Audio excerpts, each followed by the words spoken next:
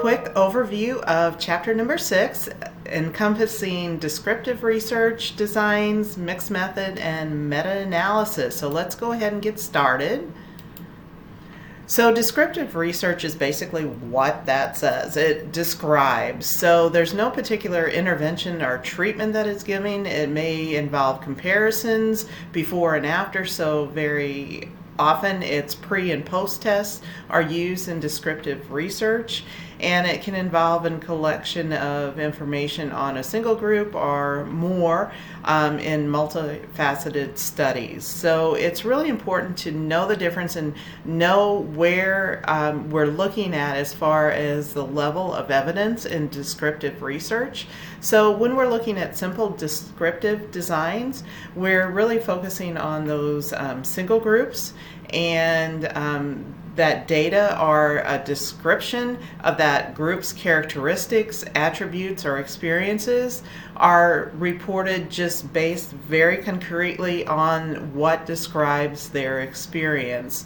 There's two general types of descriptive designs, and one may be a case study and other are surveys.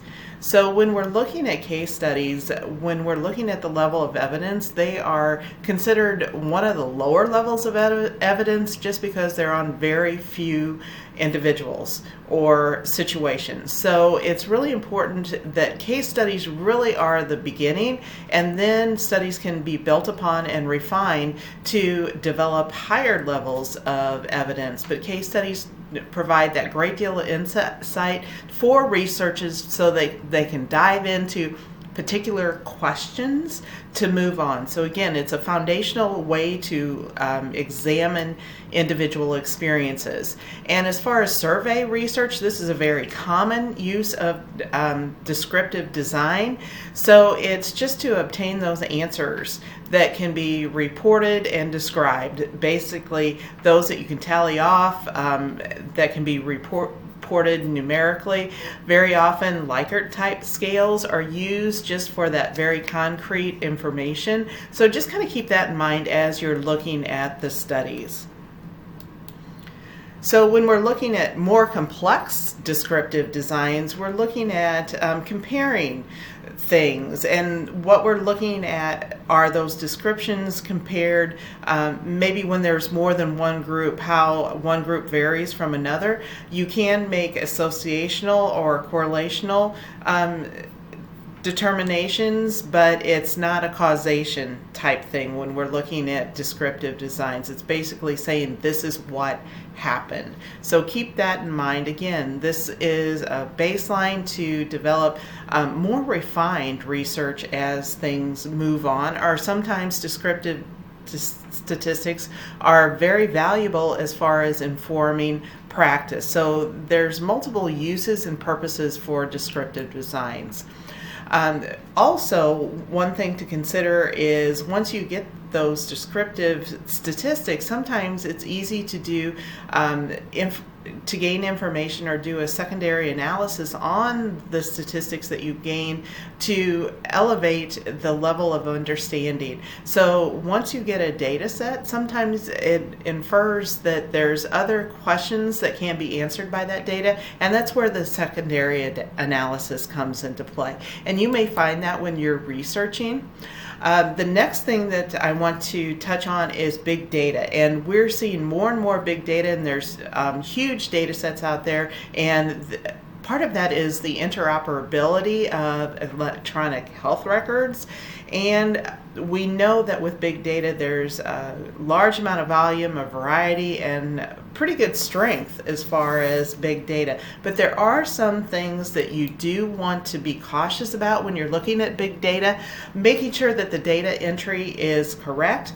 Everyone's entering the same information in the same place based on the same criteria. So if someone is actually entering information in the case of the electronic health record where the data is pulled from is really important, because if someone's not documenting in that same area, your numbers are going to be a little off. So keep that in mind when we're looking at electronic health records. There is valuable data there, but everyone needs to be entering the same information in the same place so that valid reports can be actually pulled off of those electronic health record systems.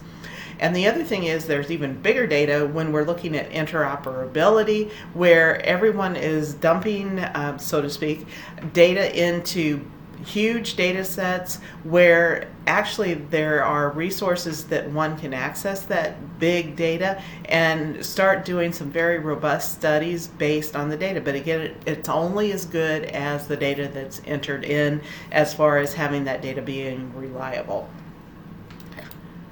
So the next thing that I want to talk about are the mixed method designs, or mixed designs, and that's a combination of qualitative and quantitative research. Touched on that a little bit in the initial chapters. And there are 4 degrees of mixed method designs, and one is that they're separated, that the data is collected separated, analyzed separated, and reported separately. So totally separate, the 2 designs. And then it's sequential. One goes before the other. You may start out with quantitative and figure out that you need some qualitative to associate with that quantitative to further define things, or vice versa. You may do qualitative studies to get some data, but think that you need to have more insight and gain that through qualitative analysis. So also you can look at comparison, that the data is collected and analyzed separately, but the results are then compared to kind of validate what each other says, so to speak, as far as qualitative and quantitative. And then there's also integrated, where you put everything together and really look at the quantitative and qualitative data together and synthesize and analyze that information to elevate one's research and knowledge about that particular concern or issue. So one of the things to really consider when you're looking at mixed methods, is it really appropriate to mix the data that was obtained from different methods? Is it appropriate for the question or the aim of the research?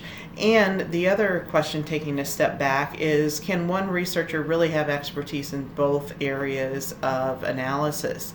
And that's a kind of a rhetorical question, and this is something to really look at when you are critiquing your articles. Very often when there's a mixed method, there may be a couple of different researchers involved. One may have an expertise in qualitative research, and one may have quantitative expertise. So it's really important to look at not only what was done, how it was done, and the expertise of those who administer those particular analysis. So when we're looking at participatory action research, it's also called community-based participatory research. It's very similar, so to speak, and the key element of both of those types of research, both CBPR and PAR, is that there's integration of those who are in the research process, that they're involved in the actual research itself. And this is a very emerging trend, finding that it's been very effective. So when we're looking at specifically community-based research, it's where the researcher actually engages the participants in every step of the research process, and that engages buy-in and ownership of that research, and also assuring that that research is appropriate for that particular community, because sometimes the researchers don't know the lived experience in that community, and they can gain so much from integrating the community members in the study to develop the study to really get the answers that are needed for that community, rather than an outsider's perspective. And when we're looking at organization-based PAR, it's kind of the same principle, involving those who are involved in the work to do the research, and very often backing up to qualitative and quantitative review, where very often those two types are integrated when we're developing this participatory type of research. So as far as patient-centered outcomes research, again, the philosophy, I'm having tongue-tie, is similar to community-based. So patients and their families are considered just part of the research, and they are involved in the research, again, help to design those questions so it really targets on those factors that matter to patients and families. So when we're looking at meta-analysis, we're looking at, and this is a higher level of evidence, so we want to make sure that when we're looking at meta-analysis, we know what a meta-analysis actually is. So it looks at results of multiple studies on a single topic, and it may be qualitative or quantitative.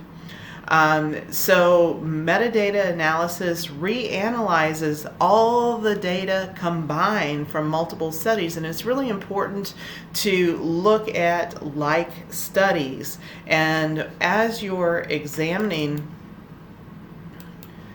options, what you want to do is define those study aims, state a research question, set those boundaries and that criteria for what you're going to include in the meta-analysis. And that's something to look at when you're critiquing articles. How did the researcher really set those boundaries, and are they comparing apples to apples, so to speak, versus oranges to apples? And that really, it's the foundation of a meta-analysis, and those criteria are very important to assure that the meta-analysis is reliable and valid information to apply in evidence-based practice. So when we're looking at the type of statistics that are used for quantitative meta-analysis, it's usually the effect size and correlations and odd ratios from epidemiological studies. Also can be kind of transformed into effect sizes as well. So when we're doing those meta-analysis, it's on a broad spectrum as far as the data that's out there in multiple studies. And then when we're looking at the analysis, can be further refined by weighting certain studies. So it depends on the quality and how things are analyzed to determine the effects. So kind of keep that in mind, that there are ways of using statistics to weight certain studies that may be stronger than others. And when we're looking at qualitative meta-analysis, the type of data that is retrieved will really affect whether you conduct a meta-synthesis or a meta-summary. So with qualitative, very often it's very difficult to find apples and apples, like asking the same types of questions to actually put in that meta-synthesis. So with that being said, when we're looking at the meta-synthesis, we're looking at those key terms that are connected between different studies so that you can integrate all the information together of qualitative studies. So asking those same types of questions and making sure that it's the same type of information that was gained through the different studies to connect together. Because if there are multiple variables as far as the types and the way the questions were posed in the individual studies, meta-synthesis may not be the best choice. And that's when we need to go into meta-summaries. And meta-summaries are those that basically, just what it says, summarize rather than synthesize, like connecting different studies together, summarizing the different studies that are out there. So kind of keep that in mind as you're doing your reading. So let me know if you have any questions or concerns, and I look forward to our next chapter.